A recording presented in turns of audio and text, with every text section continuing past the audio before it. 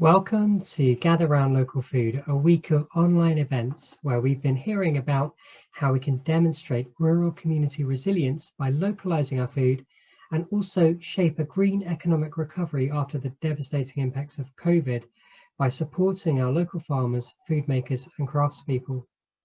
This is part of FEL's project to support online markets for local food in rural areas as funded by LEADER and Transport Scotland. I'm Stuart Kaczynski from Forth Environment Link, and if you like today's session, please follow FEL's social media for news of more events from our Climate Action Network. Before I introduce our speaker today, I want to remind you that the session is being recorded and you can catch up on it again or send your friends to catch up on it again on FEL's YouTube channel in a couple of weeks' time.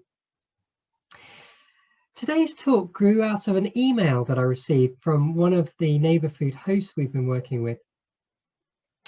Had I, she asked, heard the Farming Today programme on Radio 4 earlier that morning, in fact around about 5 AM earlier that morning.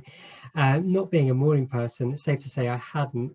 So I listened back on catch up and I was really struck by the story of small fishing boats whose very existence was threatened by lockdown in Europe at the start of the pandemic. Not able to export their catches, they were looking to sell at a more local level within their communities. Connecting local people to the food produced around them is exactly what our project aims to do, while at the same time supporting rural economies. So I got on the phone to one of the people interviewed in that piece and his colleagues, and over a few conversations I realised that getting more Scottish landed seafood on our plates has its own unique challenges. Brexit, the climate crisis and the pandemic just among them. One of these challenges is, what does sustainable seafood look like and how can we talk to customers about it? And then there is the question of how we can engage with boats and crews to get more of it to local marketplaces before it's exported to countries in Europe who seemingly want to eat more of our catches than we do here in Scotland. I really didn't have any idea, but we'd started to ask the right questions, I think, and in our speaker today, we had somebody who could help us build an understanding towards some answers and some connections. So that just leaves me to introduce our speaker. And I'm absolutely delighted to welcome Nick Underdown of Open Seas, who's going to talk to us today. He's going to talk through some of the thinking behind a guide he's been working on for FEL, which we're launching shortly, that will guide neighbour food market hosts through the issues of sustainability of our marine ecosystems and how we can support fishing crews working in ways that protect it. Open Seas is a SCIO that promotes sustainable alternatives to damaging fishing practices and shares knowledge about the health of Scotland's fisheries and marine environment. There will be time for questions at the end, but please do paste any questions in the chat or put your hand up if you have any questions at any time. So I'm going to hand over to Nick now. Nick.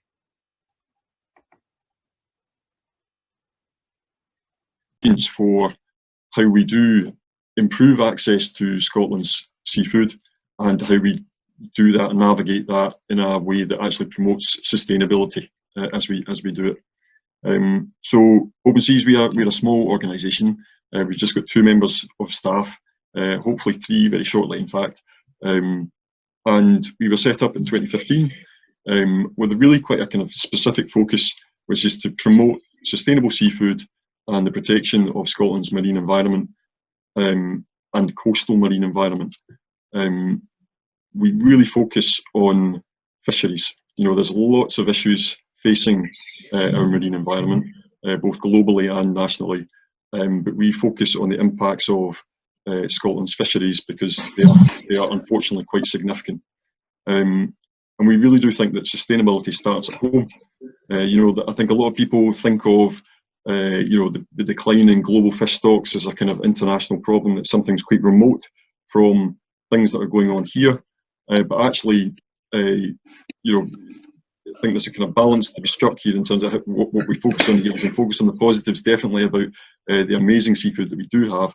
There are definitely problems within our seafood industry, and I think one of the roles that we've tried to take as a small organisation is promote awareness within consumers, however you want to call ourselves, about some of these quite complex sustainability challenges that are facing Scotland's seas.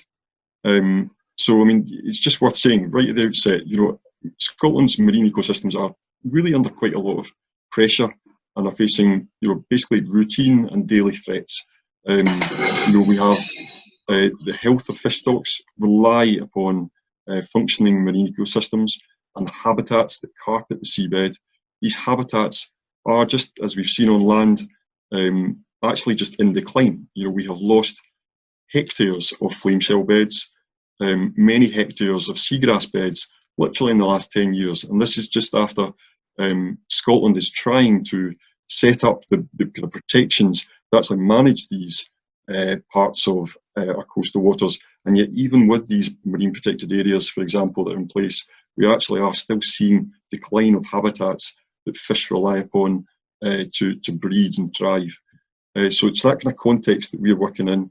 We think there are things that should be urgently done about that. And organisationally, what we do basically is just a few things. We research this issue and we present that evidence to decision makers. We investigate further on, so we actually conduct investigations on the ground, perhaps incidents of illegal fishing, perhaps incidents of where we think that there have been incidents of damage, and we present that evidence to Marine Scotland, the kind of Scottish Government's marine authority, effectively, and try and galvanise policy action. But the third and probably the most important thing that we're trying to do is, as I say, raise general public awareness about what's going on in our seas and link that up to buying decisions that people make when they want to access seafood. So, yeah, like this is really the kind of crucial part of it all, is communicating complexity to consumers. And I think that when Stuart got in touch about this kind of opportunity in the face of such a really what is a very, very difficult situation for fishermen on the ground right now, we really did jump at the chance, because a lot of the fishermen that we speak to in the weeks and months following the lockdown situation back in March really underwent a really rapid process of change and, you know, business uncertainty. And some of them took really what was at the time really quite a sort of bold, but ultimately, and they would acknowledge this, quite a desperate step of having to just explore entirely new markets. A lot of the fishermen in Scotland export directly to Europe. Many of our boats land directly to Europe, and I think some of these facts about the fact that 50% of our mackerel is landed directly to foreign ports is just some of the facts about our fishing industry that can't be solved by individual buying decisions, but are important for us to know, to understand the shape of the way our fisheries function.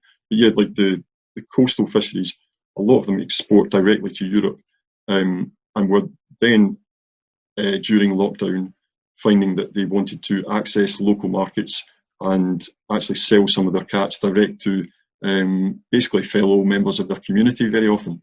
And that was really quite an exciting journey for some of them, quite a scary journey. But what I think it did is it started to highlight the opportunities for buying local, which were just not in place. You know, I don't know whether any of you have got experience of this where you are, but where I live in the Black Isle, it was a conversation that many people had. You know, how can we get our hands on the seafood that you're literally seeing being caught off the water, local to you? How do you get your hands on it? And very often it wasn't very easy to do. And COVID, the lockdown, and then the way that fishermen have responded to the situation suddenly opened this opportunity.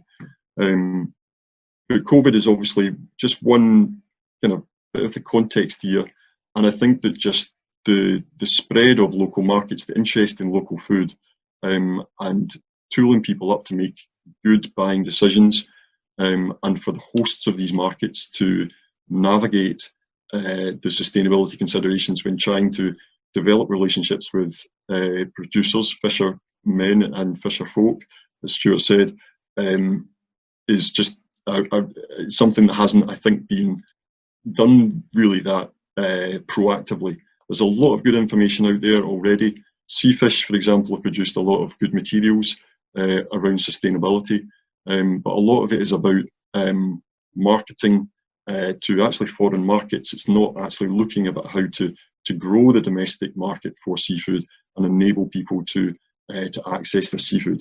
So what I thought I would do briefly just now is give you a quick overview of what this guide looks like, and yeah, then just maybe open up for a more general discussion. We're providing an overview of the Scottish seafood industry, so trying to provide just basic information, statistics about where our fish is caught, where it's being landed to, so people have an understanding of the shape of the industry itself. And we then look at a bit of backdrop about the importance of buying local, what the benefits could be in terms of people within communities beginning to reconnect to the means of production, ultimately, so to use that expression. But I think it's worth reflecting, people used to be a lot more connected up to, and the act of fishing was much more visible. Huge amount of our fishing now is happening offshore and has been landing to a few big ports. People are not seeing boats landing at local harbours. People are not seeing processing. Sometimes, 100 years ago, that was happening on the quayside. This is all we've been dislocated from that means of production. And I think that there is the act of selling locally. You might not see how it's been processed, for example, but you would at least be able to meet your producer. Obviously, this is relevant to all sectors of food production. So we make some reflections on that. But the most practical part of the guide is talking through the sustainability considerations. So traceability, just highlighting the fact that there is not easy mechanisms for providing full traceability through the supply chain, and a lot of that relies upon trust currently. The Scottish Government are looking to improve vessel monitoring systems, which will enable fishermen to actually essentially guarantee and validate where their catches come from. But currently, those sort of technological solutions are not in place adequately to give consumers the assurance of where their catches come from. And I think, therefore, people who are hosting markets, for example, need to establish direct links with producers and establish a relationship of trust so that they can vouch for the sustainability credentials of producers. We go through seasonality and provide some information about the important fluctuations in availability of certain seafood types. I think just understanding the fact that you can't always get your paws on a certain type of fish that you really like is actually a healthy, good thing, because it's about what is naturally available. And I think people adapting their consumer expectations to those natural variations is actually really quite an exciting and good thing, rather than something which we should all as consumers expect to be able to get hold of, something 24/7, 365 days a year. So highlighting that seasonality, encouraging potentially producers themselves, and I'll go into that shortly, to make almost a selling point of that fact, which is currently maybe not exploited as well as it could be. We look at obviously the sustainability of different methods of capture and go into some detail around that. We look at the welfare issues in relation to harvesting of some fish, and we look at issues around fair pay. A lot of the considerations within the Scottish Government's thinking right now is encouraging all Scottish fishing businesses to sign up to become fair pay employers. It's complicated for fishermen because they operate different sort of business models through crew share, so it's not such a straightforward picture that they can just sort of sign up to the living wage pledge, for example. We then run through a series of profiles for both fish and shellfish, looking at basically like an overview for each of those fisheries. volume of sales, the volume of landings, where those landings happen, and the primary method of capture, and some considerations about questions you might want to ask if you were buying those particular types of seafood. I could go into some detail on that, but I think in the interest of time, I'm just going to say that the final kind of main part of the guide is making some practical suggestions about how people work with producers. So if you're a host of a local market, what do you do, especially in these times around COVID restrictions? What are the sort of practical considerations in terms of logistics? Getting your head around landing times, getting your head around what types of seafood requires to be processed, what can be sold chilled, what can be sold, what needs to be sold fresh, and the kind of practical considerations if you're kind of building that into your market offering. A lot of the people that I know that are accessing seafood are accessing that out the back of a van right now. Do you have car parking space where a van, a fishmonger could rock up and actually extend your market into the environment of where you're selling fish? Selling food and wanting to add seafood into that offering. So these are the sorts of things that the guide covers, and we are, I've got some ideas potentially for really, and I think this is the parting thing I would like to say. I mentioned that some people were experimenting with these local markets that previously they'd never really explored. I think a lot of fishermen were selling, or maybe giving a few, for friends and family potentially, not selling, but they'll selling seafood directly into local neighbourhoods was something that is a totally new thing. I think now things have settled down a bit and new systems are in place. Actually, some of the old established supply chains are being returned to, and the dependability of local markets isn't something that fishermen are able to depend on without more proactive assurances from communities, and trying to bridge that gap, maybe even doing some community polling within your market area to give some fishermen potentially the assurance that there might be a stable market, is part of the conundrum that we're facing right now. Anyway, I'll stop there, and thanks very much for the opportunity to speak with everyone, and thanks again to Stuart and Steffi for just forging this collaboration. Thank you so much, Nick. Oh wow, that covered a lot of ground there. that's fantastic. There's a lot of really big points to think about, and I'm just gonna throw the floor open, see if anybody has a question. Yeah, we've got a question here, I think from. Oh no, it's an applause for you, so I'll replicate the applause. I thought it was a hand in the air, but any questions at all? Yes, Catherine. Sorry, I just pressed the wrong button. Yes, I'm very interested on, you were saying about that fishermen perhaps have returned to their traditional methods of selling. So I'm a host for one of the neighbour food markets, and I just wondered if there was something, if they were having seen that they can sell locally, do you think that there might still be a market there? They might still be in the same thought train that they could combine together and get a van and sell through that van to specific markets. Do you think that's a possibility? Yeah, I certainly think it's possible, and it's certainly, I think it's happening, certainly in some localities. I don't know where you're based, but that's a viable route. I guess it seems to boil down to price, and that's the thing, they're able to get a better price from European markets or high-end restaurant markets, and there are a number of ways to kind of crack this nut in a way, which is to say, well,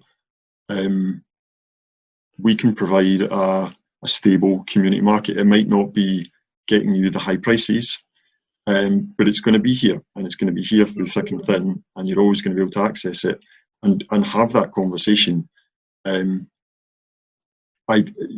some within the industry that I know, they're not sold that there really is a stable market, and they've seen quite a high level of interest in the first few months after the initial lockdown, and then a drop off of interest and people returning to their buying patterns. So they want a steady income. Absolutely. Yeah. So that's one thing, but I think the other thing is around price. I think Scottish consumers, Scottish buyers, people really have a duty to pay more for seafood than they do, and not to expect that they can buy seafood at the prices potentially that they can buy in a supermarket or imported stuff. There is a social premium that we really should be prepared to pay, and that fishermen should feel confident saying that they expect, if you want to support your local fishermen, support your local fishing industry and pay that social premium, the benefits that flow for the community in terms of understanding the provenance of the catch, understanding what's happening in the water. Those conversations are just, you can't put a price on that. It's certainly worth an extra 50p when you're buying a scallop, for example. Do you know what I mean? It's worth it. But I would say that it's not so much a social premium. It's valuing it's getting the right value on the food. So people don't understand. So I've been working with other producers for meat and vegetables, and the public has no idea how much effort goes into growing a potato. Not the stuff that's going to come off the fields, but a small producer. And fishermen are similar because they're on their boat, they're out there. I'm based between Perth, I'm in the Castlegarry between Perth and Dundee. And so with the fishing, I've experienced many years ago when I was young, I was, dare I say it, scallop trawling off Perth in Western Australia. And so I know when you're out on the boat, I know what the conditions are like. And my son is a fisherman, and he's a rod and line fisherman, and I know what it's like. But unless you've actually done it, you don't understand how much effort goes into getting that fish onto the boat. So I think it's more about not educating people, because people are educated, but it's about helping people understand how complicated and difficult it is to get food, to grow food, and to produce food. Yeah, for sure. I guess social premium was just a phrase I used. I don't know how. That's definitely all part of it. It's a mystery. Well, it's not a mystery, but it's fascinating to think that markets in Italy and France and Spain, consumers there are prepared to pay what they're prepared to pay for live Scottish shellfish, and the markets here can't compete. But that's it. We should be understanding the value of it. The other thing I briefly wanted to say was that, again, at Borough Market, I remember perhaps about 15 years ago, they've got lots of lovely little fish restaurants there, and they had on the menu, they had, this was sea bass, I think it was, and then it had a number, a code, and you could just tap in that code and see who the fisherman was, see the boat. And that is the other thing that people understand. It's not just a fish from somewhere. It's a fish caught by Jim, he works with his father and his son and everybody, and it's a whole community thing. And so it links us all with the food, and it's all about that dislocate between what's on our plate and what's in the sea or what's in the ground. Sure. Right, I'll be quiet. I mean, on that traceability point, Catherine, I kind of referenced it very briefly, but one of the key issues right now, certainly from Open Seas perspective, is that there is very poor spatial management of Scotland's inshore waters, which means that there's fishing going on, which is having a big footprint on the health of our seas. It's not being well managed. We are quite outspoken about that, shall I say. And until those measures are in place to ensure that certain fisheries are better managed, till the bycatch stops. Scotland used to have, very healthy cod stocks on the west coast and in the North Sea. The cod has collapsed on the west coast, never recovered. The North Sea collapsed, and then conservation measures in the 90s led to a bit of a recovery, and now we're seeing the decline yet again of our cod stocks. This totemic fish that should be the pride of our country, and this is because we are routinely sieving the sea for shellfish using bottom trawls that catch inordinate amounts of bycatch of juvenile fish. This is a fact of our fishing industry. We can't change this overnight, but it's a really systemic part of an unsustainable trajectory of the fishing industry. And where that fisherman, you might know where that fisherman caught their fish, so you might know where they landed their fish. Unless you know where that fisherman actually went out on that trip that day to catch their fish, it makes a huge difference as to whether or not that catch is a sustainable catch or not. And at the moment, we do not have technological systems in place which enables that kind of granularity of traceability, which is so vital if we're going to have, traceable, sustainable seafood. I think there is an assumption that local is always sustainable. If you know the person and it's local, then it's kind of sustainable. But unfortunately, that is not always the case. And yeah, it's a really complex journey for anyone to navigate whether some seafood product is actually sustainable. But it's all about knowing your producer. So you say yes, you're going to know the guy that's out on the boat, but he said, as you said, it's up to the person who is selling the fish for him to make sure that you and he both are on the same sustainable page. And as you say, it's not going to happen overnight because it's really complicated. It's a really complex situation. But I think the first stage is very much getting the public behind the fishermen and getting everybody to be able to buy fish off a boat. And I think the next stage is something that it's a bigger thing. As you say, it's a complex thing. The next stage is making sure it's sustainable. I'd say the first thing is changing everybody's way of buying. I think, I just to say, I agree, and I think you're probably in the pragmatic world. That is probably if you had to do one before the other, if you had to, then actually just in reality that's the mechanism. However, it is just worth noting just how pressing some of these sustainability challenges are, and we don't have 2 decades to establish entirely new consumption patterns within Scotland around seafood, because we're in a very unsustainable trajectory in some respects with the way that we're managing our fisheries right now. So the two have got to go to a degree in tandem, but they can't. There's no point in being black and white and binary about buying decisions, because every fishery will have an impact to a degree. But the other thing is, when people start buying, as you say, it does go hand in hand. When people start buying the fish, they're then more aware of it, and therefore then they're going to ask the sustainability questions. And then you've got a wider public opinion behind, oh, well, I'm not going to buy off that boat because he's just not doing, or she is just not going where I think, and I'd rather buy off this one, which is a little bit more expensive or is slightly different. But I think you're right, they do go hand in hand, but I think you've got to start getting people to buy the local fish before they can think about the sustainability of it.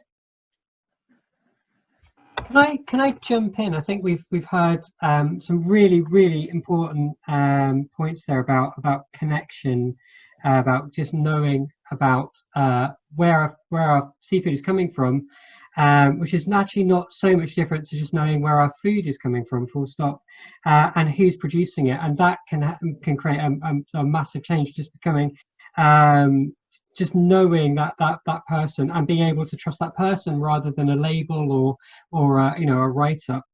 can make a huge difference in how we buy things. But I'm just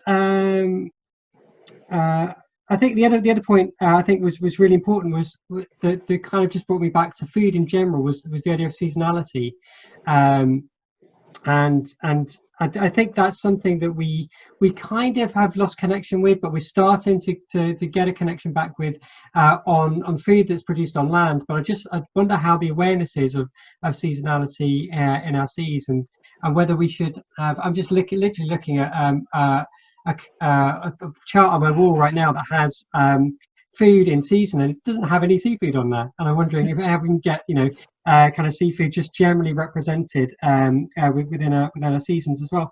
I think I'm aware of maybe July being a good mackerel time to go out and catch mackerel on the Forth, for example. But beyond that, I'm a bit lost. So I guess so the next sort of question is from me is to what extent or just going to flip this on its head. So I think there's a lot of damage to our marine environment being done with the way that we fish and that we eat fish at the moment. What are the benefits, and how do we sell the benefits to coastal communities and to people when we can't see what's going on under the waves? We can't see those trees growing or hear the birdsong.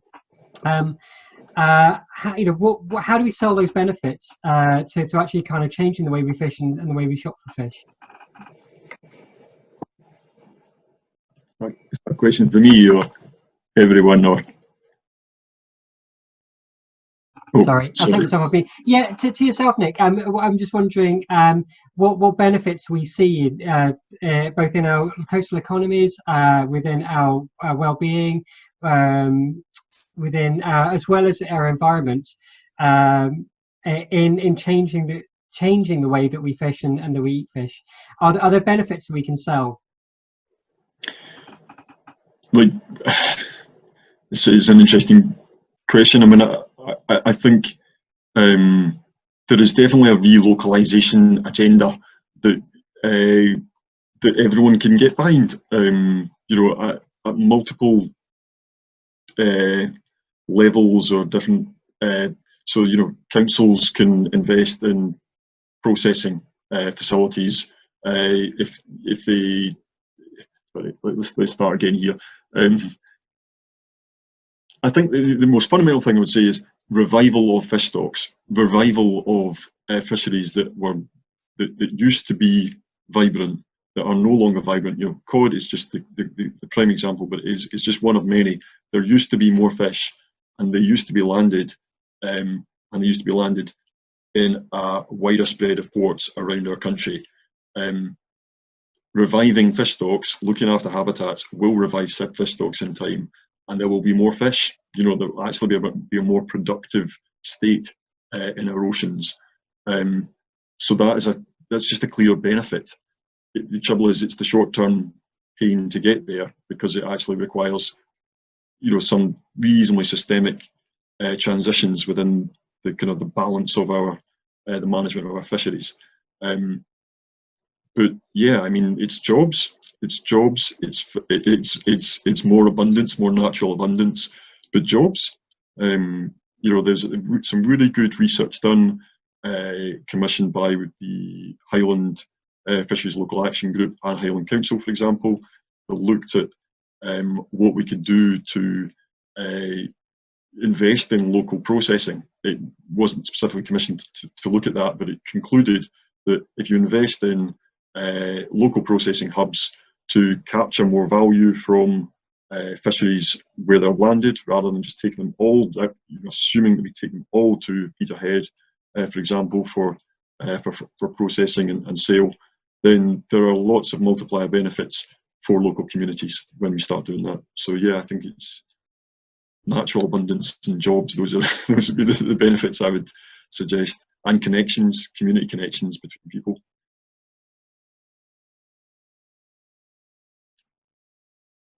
Hi Nick. So I was just wanting to ask, I was just thinking about our market hosts or anyone sort of wanting to approach you know, someone to sell their fish, do you have any like key questions that they should be really asking in order to get kind of a sustainable fisherman?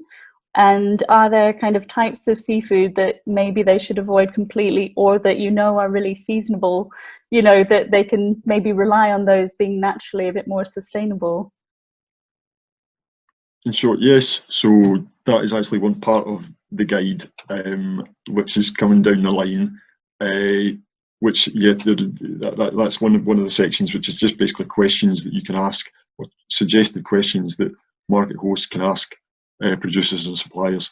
Some of them might be direct to producers, as in, you know, direct to skippers on boats, but quite often you might be establishing the relationship with a fishmonger, and you know, at a second point in the chain. So yeah, kind of key questions. I mean, they sound so basic, but you know, like where did you land your catch? You know, where did you catch this seafood? Some fishmongers will source seafood from a variety of countries, certainly, and a variety of places. So it depends what the profile of your local market, how local do you want it to be? You know, what's your method of catching this fish, this type of seafood? You know, asking really basic questions around, you know, the kind of basically the availability from season to season, from month to month. When can you get hold of certain types of seafood, so you can generate that expectation for your market? Yeah, there's a whole range of questions I would suggest are useful. I think, like, you know, I'd point out that the guide will, it makes, you know, there is material out there, and so to some extent it provides a sort of holding house for other materials that are in existence. So Seafood Scotland has produced quite a useful seasonality sort of calendar, and yeah, it just provides links to that and maybe a kind of abbreviated overview of that seasonality information that already exists. Some of which is quite counterintuitive, you know, because when some fish are apparently in local abundance, it's actually because they're spawning, and it's not the time to actually be harvesting that fish. Thank you. I think what you were saying, just going back a step, what you're saying about jobs is hugely relevant as we look at things like a green economic recovery, and I think certainly our oceans can be part of that. Investing, I suppose, is the first thing, isn't it? That's the difficult step. Investing in the infrastructure in our coastal towns would hopefully have that effect of creating jobs, and then that obviously has a knock-on multiplier effect where those communities become more resilient, which is a theme we've been talking about a lot in the past week or so. It feels like a bit of a sort of a dream, or at the moment. I mean, are there any examples where that's starting to happen that you know of?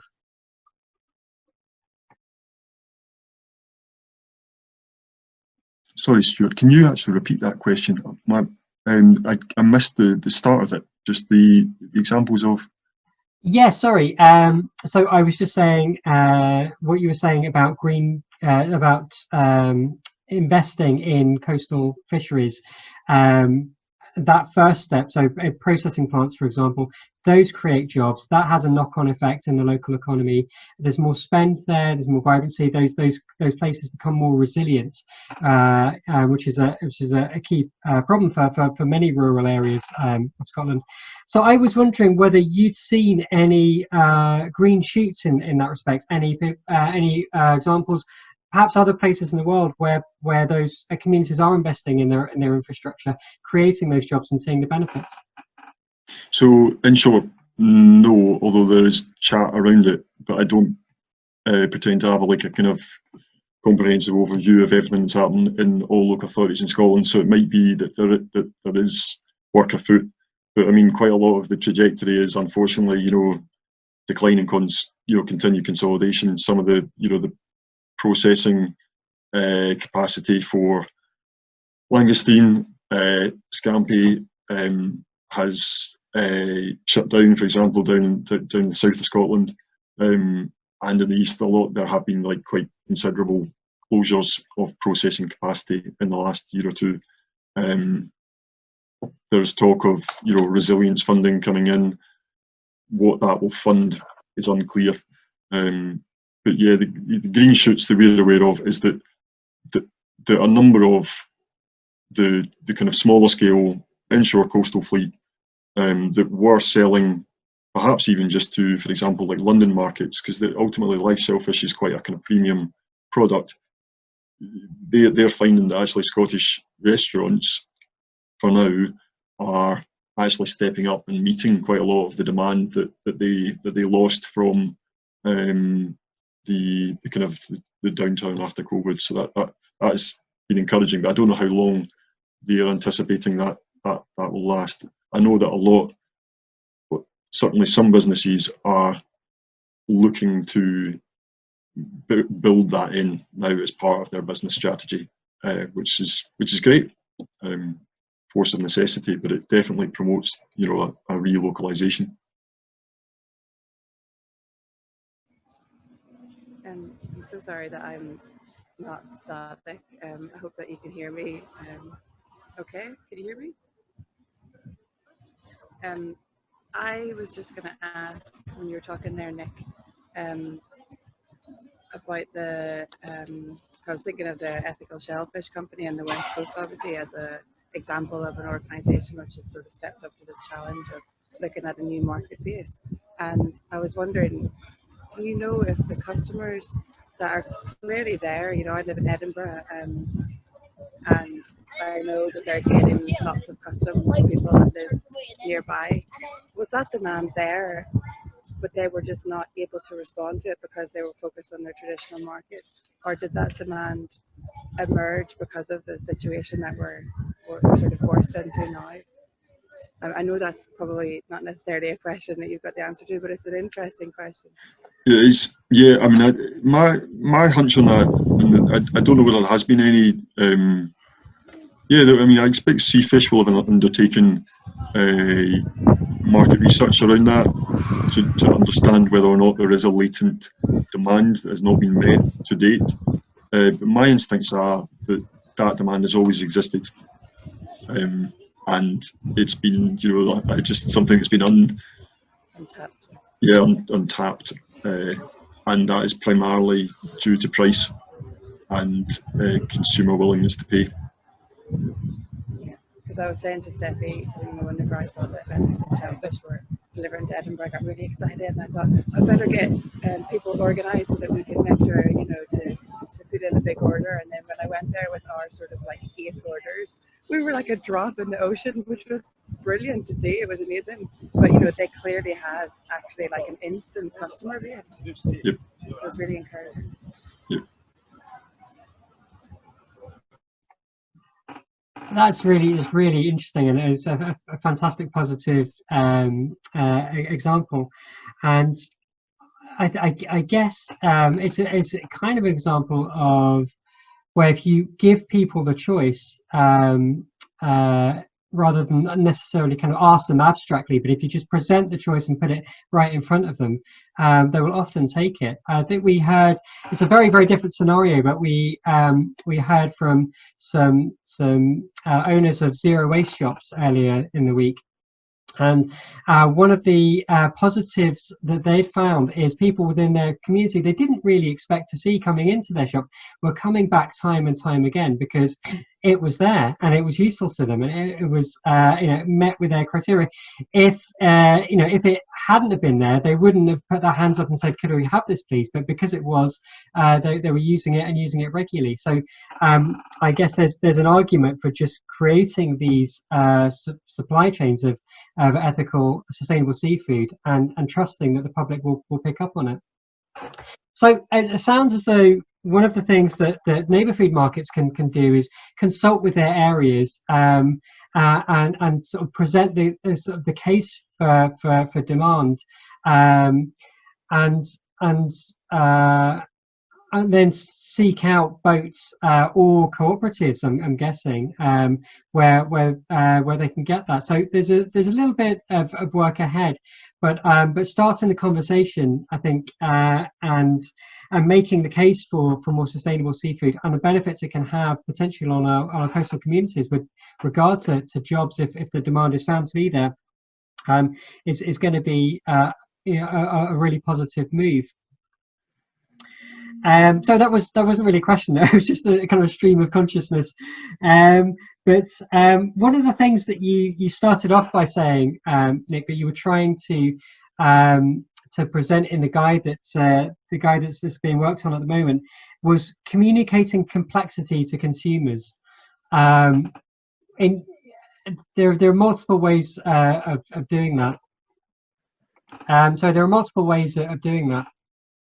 But I guess there's nothing, in our experience, there's nothing that beats hearing it from the producers themselves.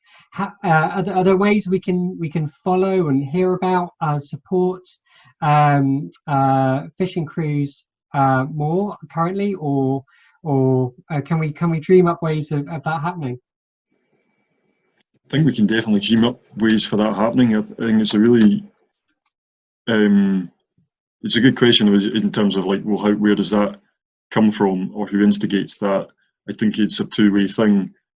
I think the fishing sector, the seafood sector, is becoming increasingly conscious of wanting to sell like a local provenance story, and for that being part of how they sell seafood. I think the sustainability situation is challenging because it is complex, and it's complex just to say it's all fine and here's the proof and why. And my view is that the buyers, people, need to ask the questions, and that once they start asking the questions, that will start making the light bulb go off for producers. And I think people just need to be confident about asking those questions. I think there's lots of regulatory manoeuvres that could happen, and which we are advocating for, which improved labelling, improved requirements on information that needs to be provided at the point of sale. But really, just to short circuit that, people need to kind of gen up and understand what the right questions to ask are, and producers then can provide that information, and then you've got a richer exchange when these markets are operating. Yeah, when you say dream up, in practical terms, it is potentially providing materials and suggestions for promoting, understanding your supplier. They might not have the time to generate marketing material to connect with consumers. They're bouncing around, the fish fans are literally, they're on a schedule. They don't have time. They're literally chasing their tails. So if you can make it easy for them to actually understand their product and provide that little bit of an extra step for them to connect with the customers that are coming in via your markets, that could be a great addition. But it does require the investment of time in getting the time from your supplier to talk them through what they're selling and how and why, and then you maybe collaborating there about how you actually then communicate that at your market. That's a step, but it could be quite fruitful. And once you've done it once, then it's templatable and shareable. And thank you. That's fantastic. I think we're coming to the towards the end of our time slot now. Any last questions from anyone?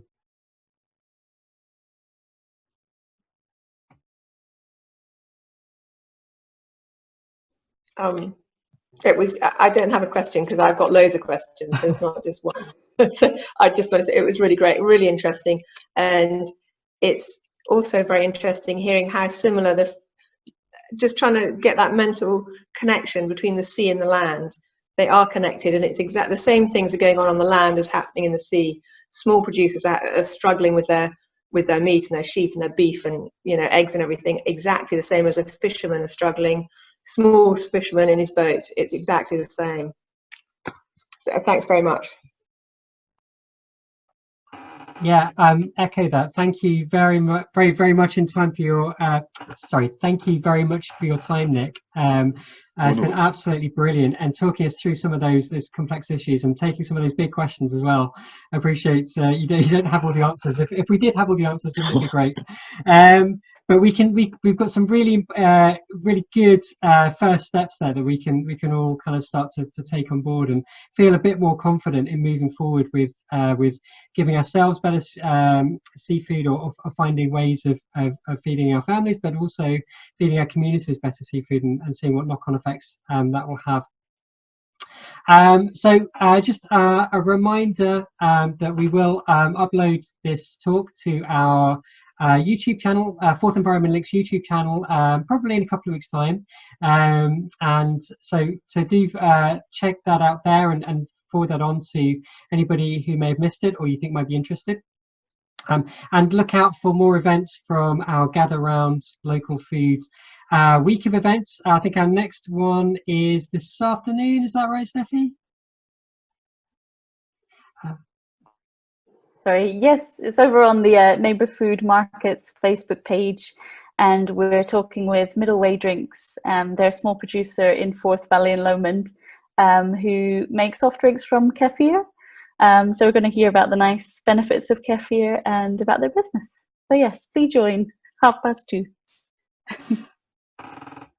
Fantastic. And also follow Forth Environment Link, and of course Open Seas and Seafood Scotland, and keep asking questions, I think is the key thing.